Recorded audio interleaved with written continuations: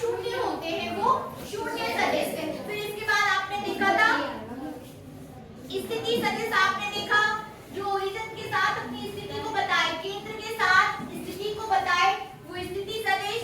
इसके बाद फिर आपने देखा था एकांक सदिश, बातचीत मत करिए। इसके बाद आपने क्या देखा था एकांक सदिश, तो वो सभी सदिश जिनके परिमाण एक हो, यूनिट हो, एकांक हो, ठीक है ना, परिमाण की बात कर रहे थे ना, तो वो क्या हो गया था एकांक सदिश। और एकांक सदिश को आप कैप के द्वारा डिनोट कर रहे थे, किसके द्वारा कैप के द्वारा। आई कैप, जे कैप, के कैप क्रमशः x, y और z अक्षों के अनुदिश एकांक सदिश हैं। यहाँ तक हम पढ़ चुके हैं, ठीक है ना। अब आगे हम पढ़ेंगे, हेडिंग कीजिए सदिश का वास्तविक संख्या द्वारा गुणा, ठीक है ना, सदिश का वास्तविक संख्या द्वारा गुणा।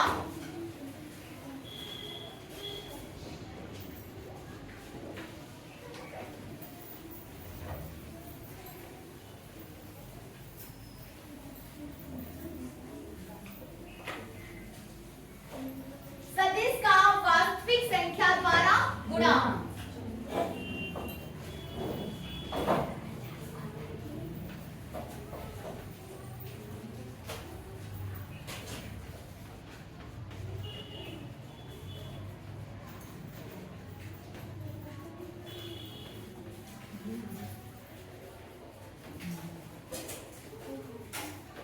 किसके द्वारा वास्तविक संख्या। वास्तविक संख्या कौन कौन सी होती हैं? सभी धनात्मक संख्या का समूह को वास्तविक संख्या कहते हैं। वेरी गुड, ठीक है ना। फॉर एग्जांपल 1 2 3 4 5 और सभी क्या है वास्तविक संख्या है। तो हम इस चैप्टर में, इस टॉपिक में क्या पढ़ने वाले हैं? किसी सदिश में वास्तविक संख्या से गुणा करना है। क्या करना है? किसी सदिश में, ठीक है ना, किसमें? किसी सदिश में आपको वास्तविक संख्या से गुणा करना है। देखिए बारिश के बाद जब बारिश हो रही थी तो बहुत से बच्चे नहीं आ रहे थे, ठीक है ना, तो आप सदिश को समझने लगे हो बच्चों? अनामिका, अंकिता, फिर से मैं थोड़ा सा रिपीट कर दूंगी सदिश क्या है, ठीक है ना। वो सभी भौतिक राशियां जिनके लिए परिमाण के साथ साथ, जिनको व्यक्त करने के लिए परिमाण के साथ साथ दिशा की भी आवश्यकता होती है, सदिश कहलाते हैं। क्या कहलाते हैं? सदिश। जैसे वेग सदिश राशि है, ठीक है ना, जैसे विस्थापन सदिश राशि है, जैसे बल सदिश राशि है, ठीक है ना, जैसे त्वरण सदिश राशि है, ठीक है ना। पर लंबाई क्या है? अदिश राशि। लंबाई जैसे 5 मीटर, 6 मीटर, 7 सेंटीमीटर, तो लंबाई को व्यक्त करने के लिए आपको दिशा की आवश्यकता नहीं हो रही है, तो वो सभी राशियां क्या हो जाएंगी? अदिश राशि।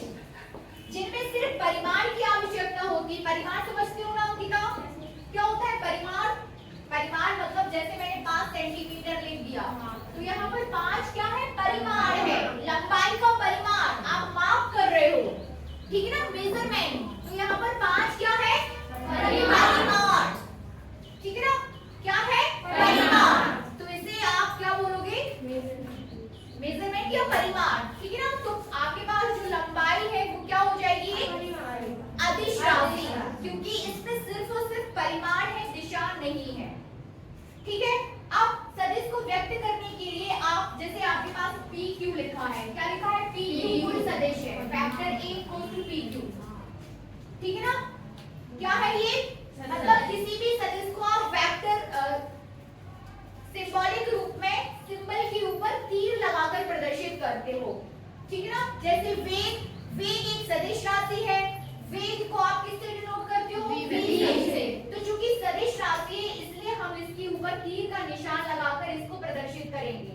कैसे करेंगे? तीर का निशान लगाकर इसको प्रदर्शित करेंगे, ठीक है ना। ये हो जाएगी आपकी सदिश राशि, ठीक है ना। फिर त्वरण, त्वरण चूंकि सदिश राशि है इसलिए तीर का निशान लगाकर हम इसको क्या करेंगे? प्रदर्शित करेंगे, ठीक है ना। फिर वैसे ही चूंकि आपके पास जो है, अब हम किसी अदिश राशि को ले लें, जैसे लंबाई L, अदिश राशि है, इसको आप as it is small l के द्वारा ही प्रदर्शित करोगे, इस पर हमें वेक्टर नहीं लगाना, ठीक है ना। अंकिता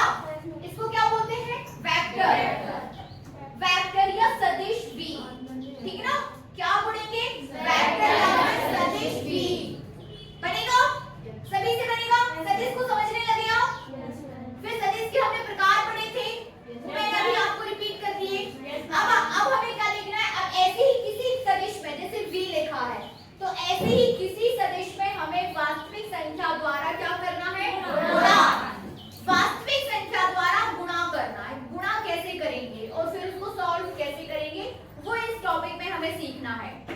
टॉपिक समझ आ रहा है सभी को कि हमें क्या करना है, हमें गुणा करना है और गुणा कैसे करना है ना? तो लिखिए इसमें परिणाम मतलब परिमाण है, परिणाम परि, देखिए दो वर्ड्स होते हैं आपके पास, एक परिमाण और एक परिणाम। क्या लिखिए,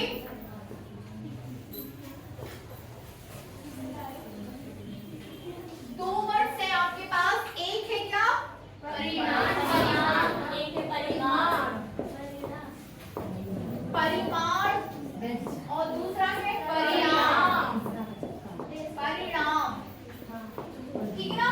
परिमाण आपको मेजरमेंट बताता है, जबकि परिणाम आपको रिजल्ट बताता है। क्या बताता है? रिजल्ट। और ये क्या बताता है? मेजरमेंट।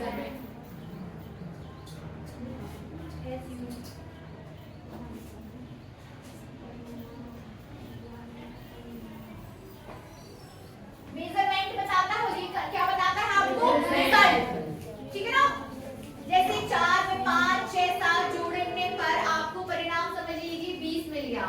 ये क्या है? रिजल्ट है। ये भी एक न्यूमेरिकल वैल्यू होती है, परिणाम, ठीक है ना? न्यूमेरिकल वैल्यू भी हो सकती है और कोई आपके पास दूसरा रिजल्ट भी हो सकता है, जैसे आप पास हो गए तो ये परिणाम है, ठीक है ना? रिजल्ट होता है ना, जैसे बहुत सारा डेरिवेशन करने के बाद आप एक चीज तक पहुंचे, तो ये क्या है? रिजल्ट है, परिणाम है। लेकिन परिमाण क्या होगा? 2 किलोमीटर, 4 किलोमीटर, 1 मीटर पर सेकंड स्क्वायर। तो जो न्यूमेरिकल किसी यूनिट के साथ जो न्यूमेरिकल वैल्यू चलती है ना, उसे आप क्या बोलते हो? परिमाण या मेजरमेंट, की आपने उसको मेजर कर लिया। दोनों में अंतर समझ में आया? अब तो कोई कंफ्यूजन नहीं है किसी को? चलिए लिखिए, किसी सदिश A को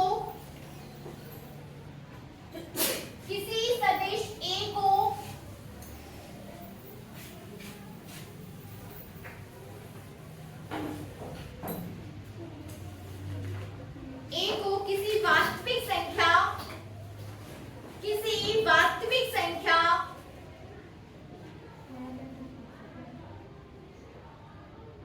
लैम्डा से गुणा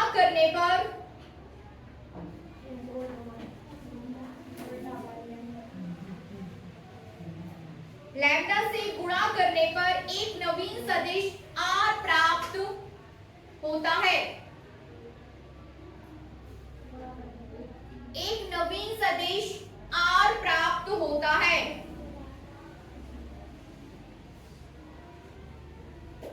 जिसकी दिशा वही होती है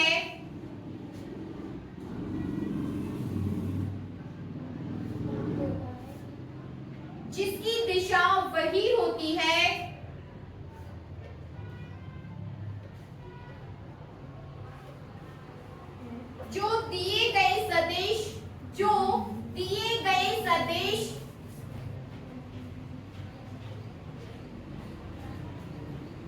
कैपिटल A की दिशा थी, जो दिए गए सदिश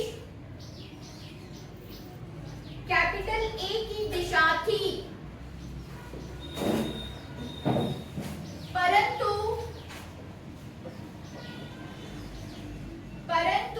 परिमाण दिशा A के परिमाण का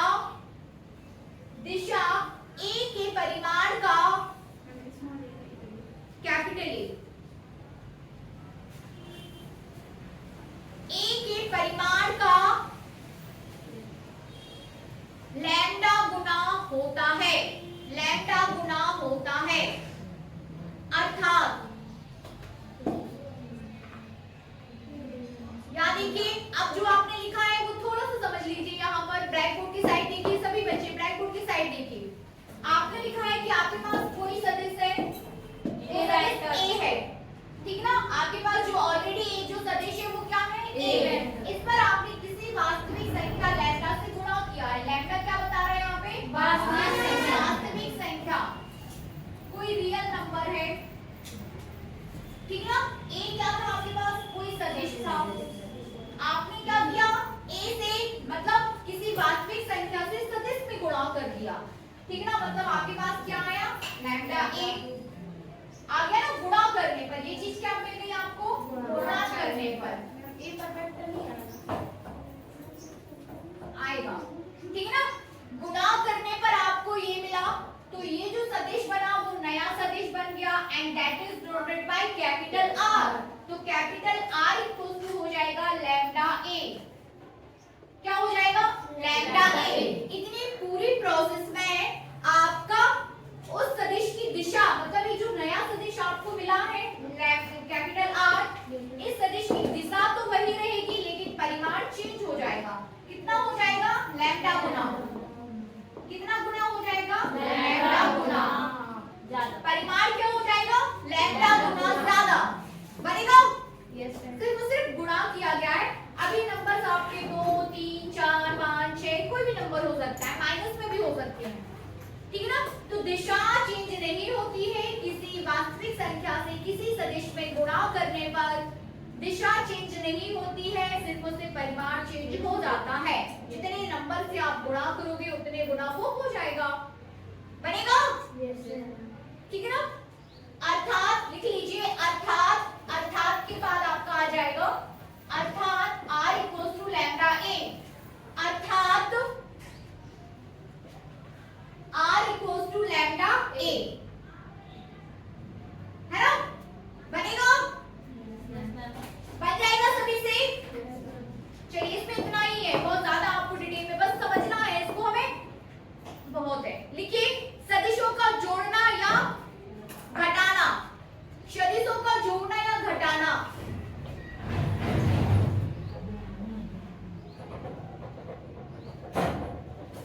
जोड़ना तथा घटाना भी कर सकते हो आप, है ना। Addition of vectors,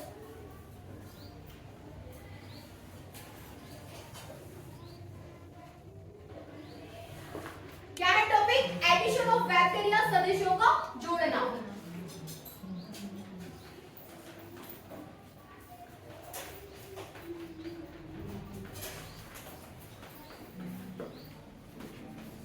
addition of vectors,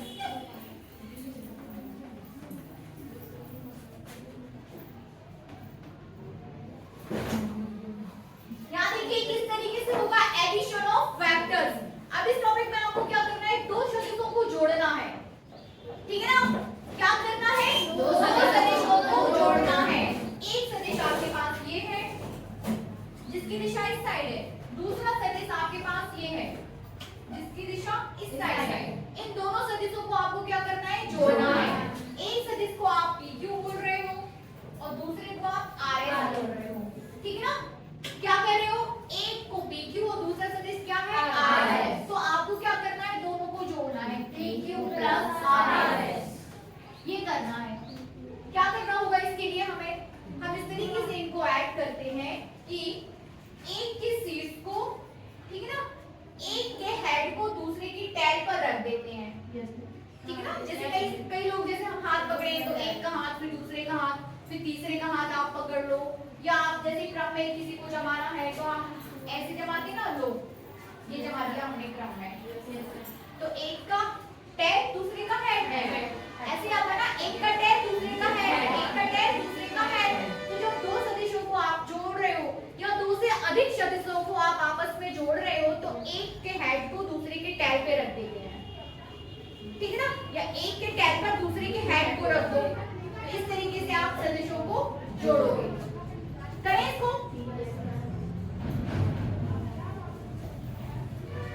इस तरीके से ऐड हो जाएंगे। यहाँ देखिए इक्वल में आपका चला जाएगा, मतलब आपका जो एडिशन हो जाएगा वो ऐसे हो जाएगा PQ, यहाँ पर आपने इसके किसके रख दिया? टेल को रख दिया। तो दिशा आपकी वही रहेगी RS, तो परिणामी सदिश आपके पास ये हो जाएगा परिणामी सदिश। क्या हो जाएगा? परिणामी सदिश, ठीक है ना। अब इसका परिमाण निकालते कैसे हैं? इसका परिमाण त्रिभुज के नियमों के द्वारा निकाला जाता है, ठीक है ना। किसके नियमों के द्वारा? त्रिभुज के नियमों के द्वारा पैटर्न लगाकर आप इसका परिमाण निकालोगे कि कितना आएगा, ठीक है ना। सपोज आपके पास ये इसका मान PQ का जो परिमाण है वो 2 है और यहाँ पर 3 है, तो 2 + 3 5 नहीं होता है।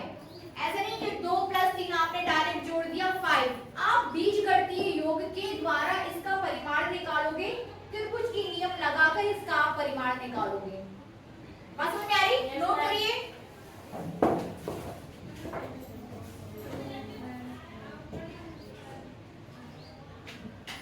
यदि दो सदिश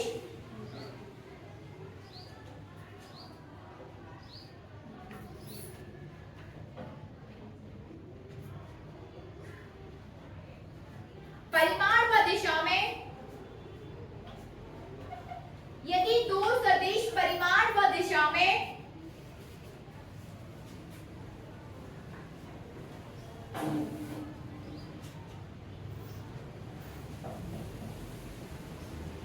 एक त्रिभुज की दो संलग्न भुजाओं द्वारा, एक त्रिभुज की दो संलग्न भुजाओं द्वारा एक क्रम में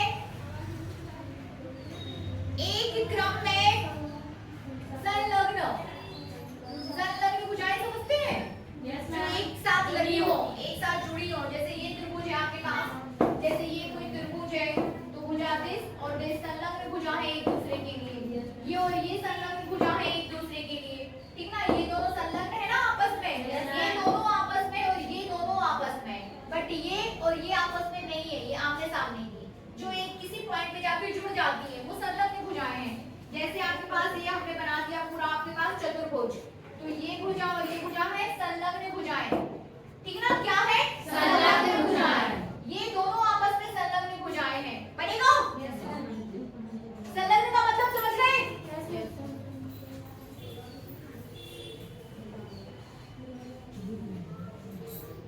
क्या लिखा आपने? संलग्न भुजाओं द्वारा एक क्रम में प्रदर्शित किए जा सकते हैं, एक क्रम में प्रदर्शित किए जा सकते हैं, तो उनका परिणामी सदिश, तो उनका परिणामी सदिश परिमाण तथा दिशा में, परिमाण तथा दिशा में, मैंने सिग्नेचर नहीं किए हैं अभी, बोला तो नहीं मैं क्लास की बात कर रही हूँ। रुचि है एक बार आपके पापा है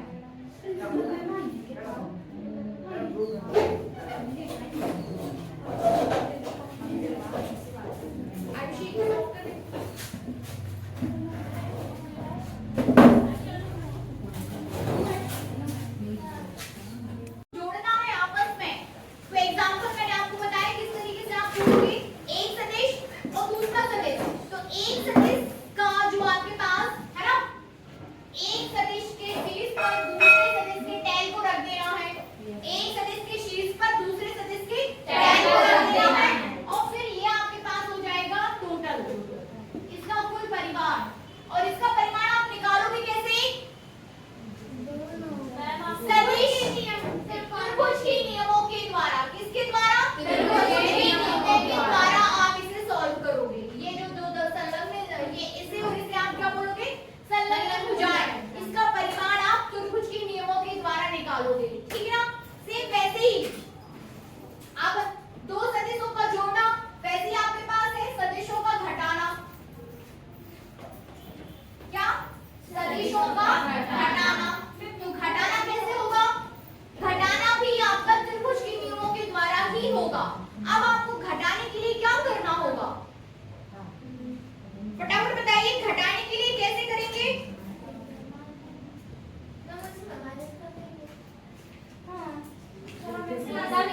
दिशा चेंज करके आप उसको क्या करोगे? माइनस। दिशा चेंज करके, ठीक है ना, उसको आप क्या करोगे? माइनस। नोट करिए थोड़ा सा, कहाँ तक लिखा था आपने?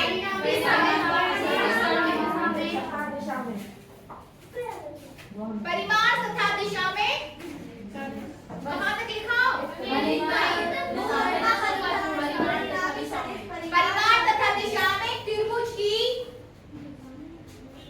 त्रिभुज की तीसरी भुजा द्वारा त्रिभुज की तीसरी भुजा द्वारा विपरीत क्रम में प्रदर्शित करते हैं। विपरीत क्रम में प्रदर्शित करते हैं। माना कि किस क्रम में? विपरीत क्रम में प्रदर्शित करते हैं। माना कि दो सदिशों A तथा B को जोड़ना है। किन दो सदिशों को? A तथा B को। तो माना आपको सदिश A तथा B, सदिश A तथा सदिश B को जोड़ना है। क्या करना है? जोड़ना है। आगे लिखिए, इसके लिए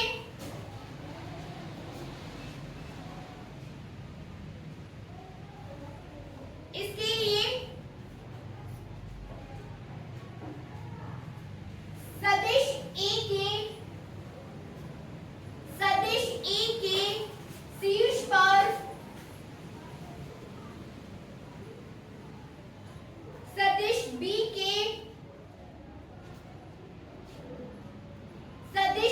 के पाद को रख देते हैं। सदिश A के शीर्ष पर, ठीक है ना? सदिश A के शीर्ष पर सदिश B के पाद को रख दिया जाता है। ये सदिश A हुआ, ये सदिश B हुआ। सदिश A के शीर्ष पर, ये बात तो क्लियर हो रही ना आप लोगों को कि सदिश A के शीर्ष पर सदिश B के पाद को रख दिया जाता है। आगे लिखिए,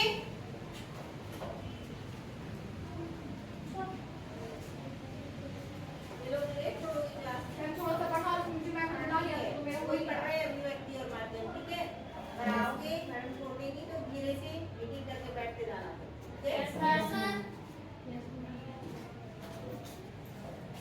आगे लिखिए, दोनों सदिशों को मिलाने वाला वेक्टर R इन दो सदिश को इस तरीके से, ये जो आपको परिणाम ही दिख रहा है ना, वेक्टर R बराबर A प्लस B परिणामी सदिश है।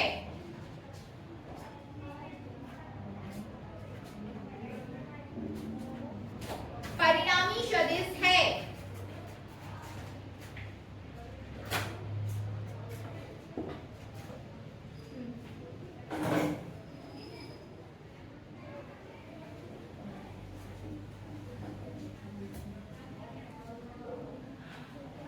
ठीक है, कुछ है नहीं। अब हेडिंग दीजिए सदिशों का घटाना।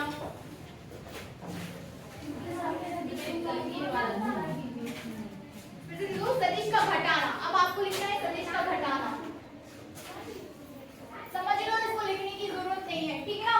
समझ लीजिए, कुछ है नहीं इसमें, बस समझ लो इसको। क्या है आपका ये कि आपके पास इसी तरीके से दो सदिश हैं, सदिश A और सदिश B। ये सदिश B, A और B। अब इसको क्या करना है? आपको घटाना है। घटाना मतलब यहाँ पर आप क्या लगा दोगे? माइनस का चिन्ह। तो जब आप माइनस करोगे, आपको नियम वही है कि एक सदिश के शीर्ष पर दूसरे सदिश के क्या रख देना है? पाद। तो जब आप इसका माइनस करने वाले हो तो आपको क्या है कि इसकी जो दिशा है वो चेंज हो जाएगी। अभी ये ऊपर की तरफ है, माइनस होने के साथ ये क्या हो जाएगी? नीचे की तरफ। तो अब आप ऊपर की तरफ ना रख कर क्या रखोगे? नीचे की तरफ। और ये इसका हो जाएगा परिणामी सदिश, ठीक है ना? ये क्या हो जाएगा? परिणामी सदिश। और इसका परिमाण भी आप त्रिभुज के नियमों के द्वारा निकालोगे।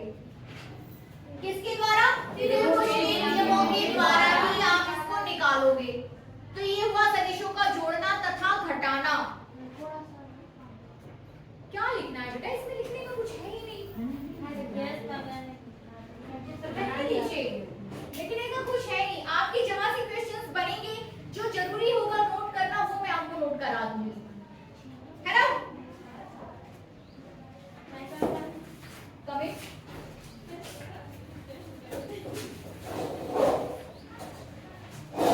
ठीक है, एक और छोटा सा टॉपिक पढ़ लेते हैं, आपेक्षिक वेग। हेडिंग दीजिए आपेक्षिक वेग, रिलेटिव वेलोसिटी।